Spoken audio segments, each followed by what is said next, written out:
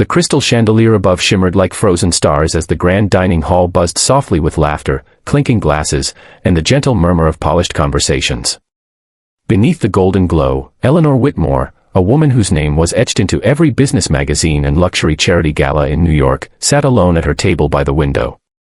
Her silver hair was neatly coiled into a regal bun, her pearl earrings gleamed, and her posture was as elegant as the fine china before her.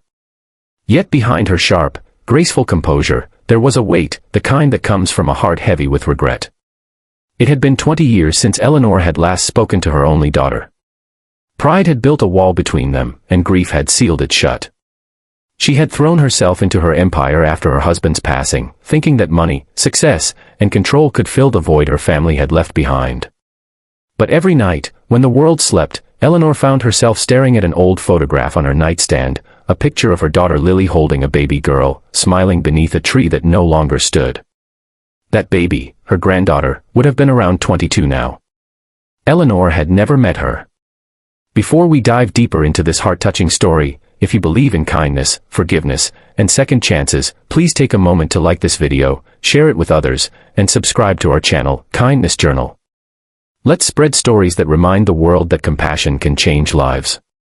That afternoon, Eleanor was dining at one of the city's most prestigious restaurants, a place she part-owned but rarely visited. The waiter had just taken her order when a young waitress approached to refill her water glass. Her movements were calm, careful, graceful, far more composed than most staff Eleanor had encountered. But it wasn't her poise that caught Eleanor's attention. It was something glimmering against the black fabric of her uniform, a delicate gold necklace, with a small, round pendant that looked hauntingly familiar. Eleanor's breath hitched. The pendant, a locket with an intricate rose pattern, was identical to the one she had given her daughter Lily on her 18th birthday. A custom-made piece with a hidden engraving inside, "Love is the only legacy worth leaving." There was no other like it. Eleanor's eyes followed the pendant as the young waitress moved away, her hands slightly trembling as she carried a tray to another table. Eleanor tried to dismiss the thought, maybe it was just a coincidence, a similar design. But her heart whispered otherwise. Unable to ignore the feeling, she called the manager and asked that the waitress attend to her table again. Minutes later, the girl returned, her brown eyes warm yet uncertain. "Can I get you anything else, ma'am?" she asked softly, her tone polite but guarded. Eleanor found herself studying her face, the curve of her jaw, the way her eyebrows lifted when she spoke, the faint dimple that appeared when she smiled nervously. There was something painfully familiar about her. "What's your name, dear?" Eleanor asked, her voice steady though her heart was racing. The waitress hesitated. "It's Grace," she replied. Grace. The name echoed like a whisper from the past. That had been the name Lily had chosen for her baby, the granddaughter Eleanor had never met. The air around her grew heavy, her hands trembling slightly beneath her gloves. She wanted to ask more, but years of pride and fear bound her tongue. Instead, she thanked the girl, forcing a smile. But the question burned inside her, could this be her?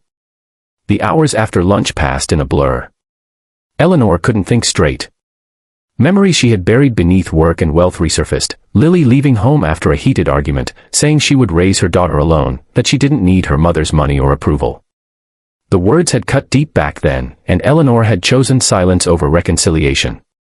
Now, staring at the young woman who might be her granddaughter, she realized how foolish that silence had been. That evening, she returned to the restaurant. Grace was still working the late shift, clearing tables, her energy unwavering. Eleanor waited until the crowd thinned before approaching her. "Grace," she said gently, "that necklace you're wearing, may I see it?"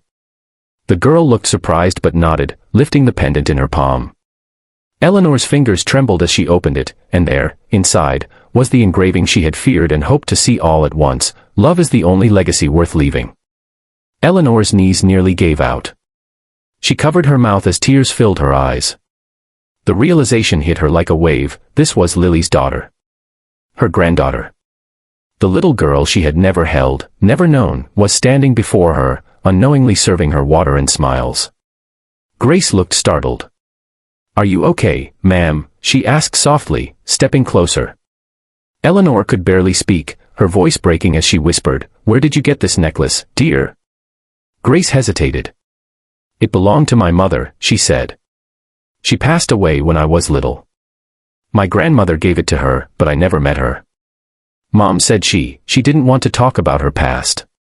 The words sliced through Eleanor's heart. Her daughter was gone. She would never get the chance to say she was sorry, to hold her again, to make things right. The years she had spent protecting her pride now felt like a cruel punishment. She had lost her daughter forever, but standing before her was the last piece of her family, the living proof of a love that never truly disappeared. Unable to hold back, Eleanor reached out and held Grace's hand. "Your mother was Lily," she said through tears. Grace's eyes widened. "How do you know that?" Eleanor swallowed hard, her voice trembling. "Because, my dear, I'm your grandmother." The restaurant fell silent around them. Grace's face went pale, her lips parting as confusion and disbelief crossed her features. "That can't be," she whispered. But as she looked into Eleanor's tear-filled eyes, something inside her shifted. There was no denying the resemblance, the shared softness in their gaze, the same sadness behind it. Grace's breath caught, and for a long moment, neither of them spoke. Eleanor explained everything, the argument, the regret, the years of silence, and how she had spent every day wishing she could turn back time. Grace listened quietly, tears glistening in her eyes. When Eleanor finally finished, there was a deep stillness between them. Grace's voice was fragile when she spoke. "All my life, I wondered why my mom never talked about her family. She used to say some wounds take too long to heal. I guess this was one of them." Eleanor nodded, unable to stop the tears streaming down her face. "I don't deserve your forgiveness," she whispered, "but if you can find it in your heart to let me be part of your life, I'd give up everything I own just to know you." Grace stared at her for a moment, this woman who was both a stranger and her only remaining family. Then, slowly, she stepped forward and wrapped her arms around Eleanor. The old woman clung to her as if holding on to life itself. For the first time in decades, Eleanor felt warmth, not from wealth or status, but from love. Real, unconditional love. The chandelier lights above seemed to shine brighter as if blessing their reunion. The world outside went on as usual, but for Eleanor and Grace, time had stopped. The past could not be undone, but in that embrace, forgiveness began to bloom. Over the next few weeks, Eleanor visited the restaurant often. She insisted on helping Grace with her education, offering to sponsor her dream of becoming a designer, the same dream her mother once had. Grace was hesitant at first but eventually agreed.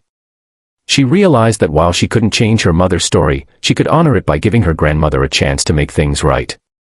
Eleanor sold one of her luxury estates and donated the proceeds to a foundation for single mothers, in Lily's name. She told the press it was her way of paying back the world for what she could never repay in her own family. For the first time, her wealth felt meaningful. Weeks turned into months, and every Sunday, Eleanor and Grace shared lunch at the same restaurant where they met. They laughed, cried, and shared stories, one rebuilding the pieces of her past, the other finding a future filled with love and purpose. The necklace that once carried sorrow now symbolized hope, a reminder that love, no matter how buried, can always find its way home.